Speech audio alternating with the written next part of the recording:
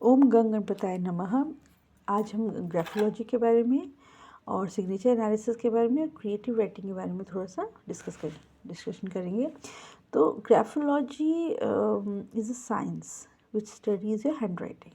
ठीक है, तो आपके हैंड राइटिंग में जो जिस तरह से आप कितना प्रेशर डाल के लिख रहे हैं, आप कितने स्लांटिंग और कितने लूप्स लगा रहे हैं, आप कैसे लिखते हैं वर्ड्स को, तो वो सब आपकी ग्राफोलॉजी में होता है यूज़। और उसका मतलब होता है आपको जानना कि आपकी पर्सनालिटी ट्रेट्स के बारे में जानना, ठीक है, आपकी हैंड राइटिंग की हेल्प से। और सिग्नेचर जो होता है वो आपका एक तरह से ओन ब्रांड है, लोगो, जो आप वर्ल्ड के सामने आपकी पर्सनालिटी को जो प्रेजेंट करना चाहते हैं, पर्सोना को प्रेजेंट करना चाहते हैं, तो एक्सटर्नल पर्सनालिटी को जो प्रेजेंट करता है वो सिग्नेचर है। जो इंटरनल जो थॉट्स को प्रेजेंट करता है वो आपकी हैंड राइटिंग है। तो हम दोनों को स्टडी करके पता कर सकते हैं कि आप एज अ पर्सन कैसे हैं और एज आपका पब्लिक पर्सोना आप क्या प्रेजेंट करना चाहते हैं दुनिया के सामने, आप किस तरह से आप प्रेजेंट करते हैं अपने आप को। तो फॉर एग्ज़ाम्पल जैसे स्लैंट जो होता है आपका अपर स्लैंट, अपवर्ड अगर आपका सिग्नेचर जाता है ऐसे, तो इसका मतलब आप एम्बिशियस बहुत हैं लाइफ में।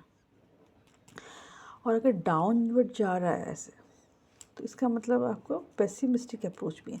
अच्छा, ये जो स्ट्रेट जाता है इनको बैक प्रॉब्लम भी होती है। जो बहुत ज़्यादा ऐसे स्लांटिंग ऊपर पहाड़ की तरफ लेके जा रहे हैं तो बैक प्रॉब्लम हो सकती है। ये बात आप थोड़ा सा ध्यान रखना। जिसका जैसे लास्ट अल्फ़ाबेट डाउन होता है, जैसे पूरा नाम लिख दिया और एक डाउन कर दिया हमने लास्ट वाला, ये काफ़ी सैड होते हैं, सैड लोग होते हैं, ठीक है, पता चल सकता है आपको। फिर जैसे हाई प्रेशर अप्लाई करते हैं जैसे यहाँ पे किया है, तो इसका मतलब सेंसिटिव है, काफ़ी सेंसिटिव है, टच कर जाती है हर बात, ही नहीं बहुत इफेक्ट कर जाती है किसी की बात।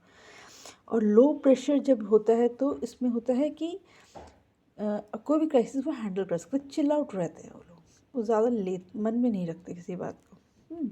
ये तो एक एग्जांपल्स है, कुछ एग्जांपल्स है जैसे हम सिग्नेचर का एनालिसिस करते हैं, लेकिन ऐसे ही हैंड राइटिंग में भी होता है। हैंड राइटिंग में भी अगर आप पिछले की तरफ, आप पिछले साइड, आपको ये लेफ़्ट साइड की तरफ झुका हुआ है अल्फ़ाबेट, तो इसका मतलब पास्ट में रहना चाहते हैं हम, फ्रेंडली नहीं है। और आगे की तरफ स्लांट ज़्यादा है तो फ्यूचर में ज़्यादा रहते हैं। जो स्ट्रेट होता है अल्फ़ाबेट, उसका मतलब आप प्रेजेंट में रहते हैं। गैप्स कितने हैं, अगर बहुत सारे गैप्स है वर्ड्स के बीच में, लेटर्स के बीच में, तो आप अपना दुनिया से स्पेस रखते हैं, आप ज़्यादा घुलते मिलना पसंद नहीं करते, आप कितना डिस्टेंस रखना चाहते हैं अपने और दूसरों के बीच में।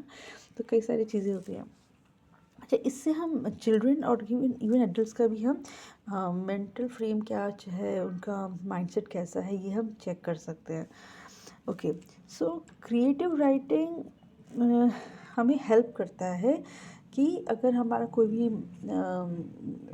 भी हमारा स्ट्रेस है, हमारा कोई इमोशन है, पेंट अप इमोशन, हम उसे रिलीज़ कर सके। How? Because creative writing can help anyone no in releasing the pent up emotions. जो गुस्सा है, रिजेक्शन है, रिग्रेट है, what ever you can write it in form of a diary or a story, even story. So you can write both fiction, non-fiction, and then you can channelize that, uh, inner emotions or whatever you're feeling and going through in life, and then you can you feel much lighter after doing it, because creative writing does that to you.